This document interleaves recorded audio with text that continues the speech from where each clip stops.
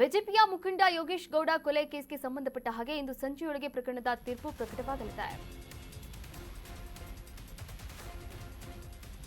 ಬಿಜೆಪಿಯ ಮುಖಂಡ ಯೋಗೇಶ್ ಗೌಡ ಕೊಲೆ ಕೇಸ್ ಈ ಕೇಸ್ಗೆ ಸಂಬಂಧಪಟ್ಟ ಹಾಗೆ ಇಂದು ಸಂಜೆಯೊಳಗೆ ಪ್ರಕರಣದ ತೀರ್ಪು ಪ್ರಕಟವಾಗಲಿದೆ.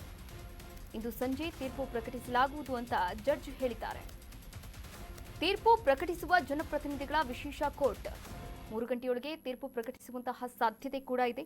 ಧಾರವಾಡದ ಬಿಜೆಪಿಯ ಮುಖಂಡ ಯೋಗೇಶ್ ಗೌಡ ಕೊಲೆ ಪ್ರಕರಣಕ್ಕೆ ಸಂಬಂಧಪಟ್ಟ ಹಾಗೆ ಬೆಂಗಳೂರಿನ ಜನಪ್ರತಿನಿಧಿಗಳ ನ್ಯಾಯಾಲಯದ ಜಡ್ಜ್ ಸಂತೋಷ್ ಗಜಾನನ್ ಭಟ್ ಅವರು ಇಂದು 3 ಗಂಟೆ ಅಥವಾ ಸಂಜೆಯೊಳಗೆ ತೀರ್ಪನ್ನು ಪ್ರಕಟಣೆ ಮಾಡಲಾಗುತ್ತೆ ಅಂತ ಕೂಡ ತಿಳಿಸಿರುವಂಥದ್ದು. 3 ಗಂಟೆಯೊಳಗೆ ತೀರ್ಪು ಪ್ರಕಟಿಸುವಂತಹ ಸಾಧ್ಯತೆ ಇದೆ ಎನ್ನುವಂತಹ ಮಾಹಿತಿ ಲಭ್ಯವಾಗಿದೆ.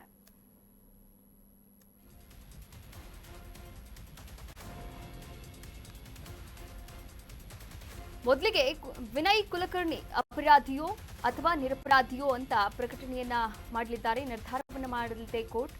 ಅಪರಾಧಿ ಅಂತ ಗೊತ್ತಾದರೆ ಶಿಕ್ಷೆ ಪ್ರಮಾಣದ ಬಗ್ಗೆಯೂ ಕೂಡ ವಿಚಾರಣೆಯನ್ನ ಮಾಡಲಾಗುತ್ತೆ. ವಿಚಾರಣೆಯ ಬಳಿಕ ಶಿಕ್ಷೆಯ ಪ್ರಮಾಣ ಪ್ರಕಟಣೆ ಮಾಡಲಿದೆ ಕೋರ್ಟ್. ನೋಡಿ, ಧಾರವಾಡದಲ್ಲಿ 2016ರಲ್ಲಿ ಜೂನ್ನಲ್ಲಿ ಯೋಗೇಶ್ ಗೌಡ ಕೊಲೆಯಾಗಿತ್ತು. ಶಾಸಕ ವಿನಯ್ ಕುಲಕರ್ಣಿ ಮೇಲೆ ಕೊಲೆಗೆ ಒಳಸಂಚಿನ ಆರೋಪ ಕೂಡ ಕೇಳಿಬಂದಿತ್ತು. ಇದೇ ಆರೋಪಕ್ಕೆ ಸಂಬಂಧಪಟ್ಟಂತೆ ವಿನಯ್ ಕುಲಕರ್ಣಿ ಅಪರಾಧಿನ ಅಥವಾ ನಿರಪರಾಧಿನ ಈ ಬಗ್ಗೆ ಮೊದಲು ನಿರ್ಧಾರವನ್ನು ಮಾಡುತ್ತೆ. ಆನಂತರ ಅಪರಾಧಿ ಅನ್ನೋದು ಗೊತ್ತಾಯಿತು ಅಂತಂದ್ರೆ ಶಿಕ್ಷೆಯ ಪ್ರಮಾಣವನ್ನ ಕೂಡ ವಿಚಾರಣೆ ಮಾಡಲಾಗುತ್ತೆ. ಒಟ್ಟಾರೆಯಾಗಿ ಇವತ್ತು ಸಂಜೆಯೊಳಗೆ ಈ ಒಂದು ಕೇಸ್ನ ತೀರ್ಪು ಪ್ರಕಟಣೆಯಾಗಲಿದೆ ಸಂತೋಷ್ ಗಜಾನನ ಭಟ್ ಅವರ ನೇತೃತ್ವದಲ್ಲಿ. ಈ ಕುರಿತಂತೆ ಇನ್ನಷ್ಟು ಮಾಹಿತಿಯನ್ನು ನೀಡ್ತಾ ಹೋಗ್ತಾರೆ ನಮ್ಮ ಪ್ರತಿನಿಧಿ ಸಂಜಯ್. ದೂರವಾಣಿ ಸಂಪರ್ಕದ ಮೂಲಕ ಜಾಯ್ನ್ ಆಗ್ತಾ ಇದ್ದಾರೆ. ಎಸ್ ಸಂಜಯ್, ಈಗಾಗಲೇ ವಿನಯ್ ಕುಲಕರ್ಣಿ ಅಪರಾಧಿಯೋ ನಿರಪರಾಧಿಯೋ ಎನ್ನುವಂತಹ ಪ್ರಶ್ನೆಯ ಮುಂದೆ ಇರುವಂತದ್ದು. ಎಸ್, ಈ ಕುರಿತಂತೆ ಏನೆಲ್ಲ ಅಪ್ಡೇಟ್ಸ್ ಇದೆ?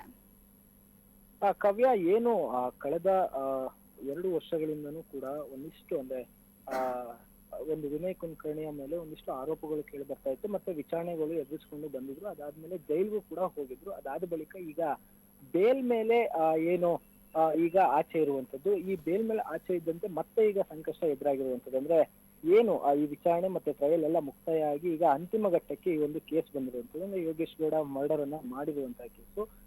ಈಗ ಏನು ಆ ಕೇಸ್ ಯಾವ ಹಂತವನ್ನ ಕಂಡುತ್ತೆ ಅನ್ನೋದು ಈಗ ಸಾಕಷ್ಟು ಜನಕ್ಕೆ ಕುತೂಹಲವನ್ನ ಮೂಡಿಸುವಂತದ್ದು. ಯಾಕಂತ ಹೇಳಿದ್ರೆ ವಿನಯ್ ಕುಲಕರ್ಣಿ ಈಗ 17A17 ಆಗಿರೋದ್ರಿಂದ ಅವರಿಗೆ ಯಾವ ಪ್ರಮಾಣದಲ್ಲಿ ಏನು ಶಿಕ್ಷೆ ಏನಾದ್ರೂ ಆಯ್ತು ಅಂತ ಹೇಳಿದ್ರೆ ಯಾವ ಪ್ರಮಾಣದಲ್ಲಿ ಶಿಕ್ಷೆಯನ್ನ ಕೊಡ್ತಾರೆ, ಹಾಗೆ ಅವರು ಏನಾದ್ರೂ ಇಲ್ಲ ನಿರ್ದೋಷಿ ಅಂತ ಏನಾದ್ರೂ ಆದೇಶವನ್ನ ಕೊಡ್ತಾರ, ಇದೆಲ್ಲವೂ ಕೂಡ ಈಗ ಈ ದಿನ ಅಂದ್ರೆ 3 ಗಂಟೆ ಒಳಗೆ ಒಂದು ಮತ್ತೆ ಏನು ವಿಚಾರಣೆಯನ್ನ ಮಾಡುವಂಥದ್ದು ಮತ್ತೆ ಆದೇಶವನ್ನ ಹೊರಡಿಸುವಂತ ಕೆಲಸವನ್ನ ನ್ಯಾಯಮೂರ್ತಿಗಳು ಮಾಡ್ತಾರೆ. ಆದ್ರೆ ಈ ಬೆಳಗ್ಗೆ ಸೆಷನ್ ನಲ್ಲಿ ಏನಾಯ್ತಪ್ಪ ಅಂತ ಹೇಳಿದ್ರೆ, ಬೆಳಗ್ಗೆ ಸೆಷನ್ ನಲ್ಲಿ ಏನು ಆರೋಪಿಗಳ ಪರ ವಕೀಲರು ಏನಿರ್ತಾರೆ ಅವರು ಹಾಜರಿರಲಿಲ್ಲ. ಆರೋಗ್ಯ ಸಮಸ್ಯೆಯಿಂದ ಬಂದಿಲ್ಲ ಅನ್ನೋ ಒಂದು ಕಾರಣದಿಂದ ಈ ಒಂದು ಏನು ಕೋರ್ಟ್ ವಿಚಾರಣೆಯನ್ನ 3 ಗಂಟೆಗೆ ಮುಂದೂಡಿರುವಂಥದ್ದು. ಮತ್ತೆ ಈ ಒಂದು ಅಂದ್ರೆ ಈ ಒಂದು ಕೇಸ್ ನಲ್ಲಿ ದೋಷಿ ಯಾರು ನಿರ್ದೋಷಿ ಯಾರು ಅಂತ ಹೇಳಿ ಕೂಡ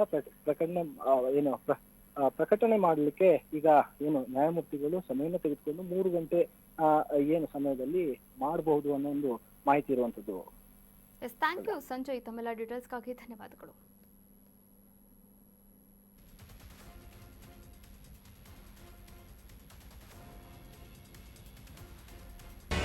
ಕರ್ನಾಟಕ ನ್ಯೂಸ್ ಬೀಟ್ ಫಾಲೋ ಮಾಡಿ, ಸಬ್ಸ್ಕ್ರೈಬ್ ಮಾಡಿ.